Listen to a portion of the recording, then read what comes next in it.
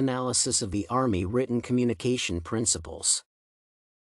Similar to any sphere of military life, interpersonal communication in the Army obeys quite strict rules. Following those enables the rapid transmission of maximally clear messages, which is critical in conditions that involve the lack of time and require the rational use of resources. Therefore, Army writing at all levels should minimize the probability of misunderstanding, for which reason both the form and the content of texts should correspond to the principles of accuracy, brevity, clarity, coherence, and unity. Accuracy is synonymic with objectivity. In other words, any form of bias or distortion is unacceptable in military communication. Writing should involve only essential and topical facts without expressing the author's attitude to those, personal feelings, speculations, or others.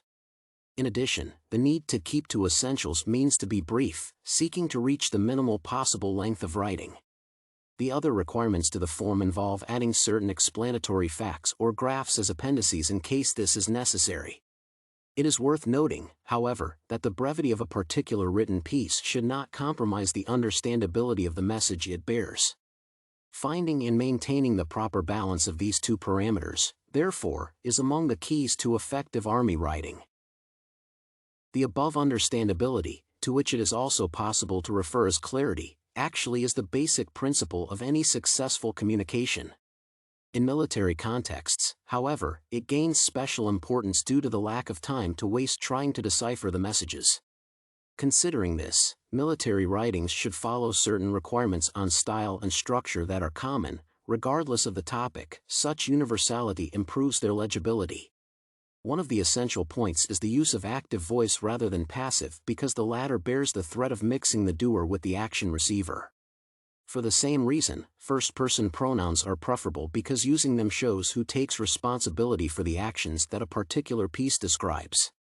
Regarding the structure of the writing itself, it should include a purpose statement and a thesis, which actually embody the central idea, while the main part supports it. Regarding coherence, it stands for the logical arrangement of a written piece, in other words, the connection among its parts that enables smooth reading and provides a maximally broad perspective on the described events. Sticking to the above structural regulations is one of the basics of coherent writing in terms of form. Regarding content, it should be presented in a way that does not leave any questions without answers. Simply stated, it has to be clear what, where, and when happened, who did that, and how exactly that was. It may be relevant to provide detail on each of the points, which needs categorizing and organizing in logical groups so that the main part supports the thesis in a maximally illustrative and persuasive manner. All of the resources to which the writer may refer need careful documenting since their authors share the responsibility.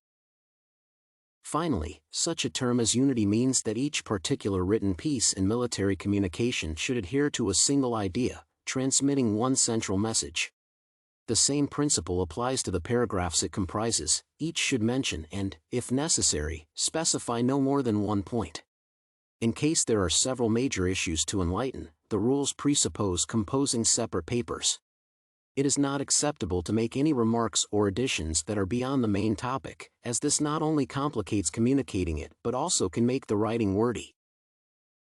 The latter nuance is essential as well. Notably, the correct choice of words is worth mentioning among the fundamentals of brevity, clarity, and coherence. In terms of the first, shorter formulations doubtlessly are preferable over longer ones since the overall length of a paper depends on that of the sentences it comprises. Regarding clarity, the writing should not be too formal, bookish, field-specific, or pompous. Such styles do not help transmit messages and can even interfere with decoding them. In addition, unnecessarily difficult vocabulary may blur the logical connections within the text, consequently making it less coherent.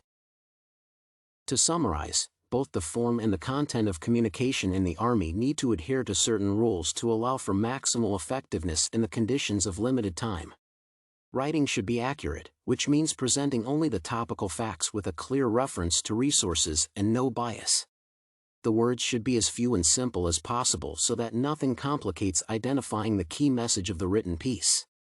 The message itself should be single. In other words, each text should enlighten one issue, and each paragraph should specify one point.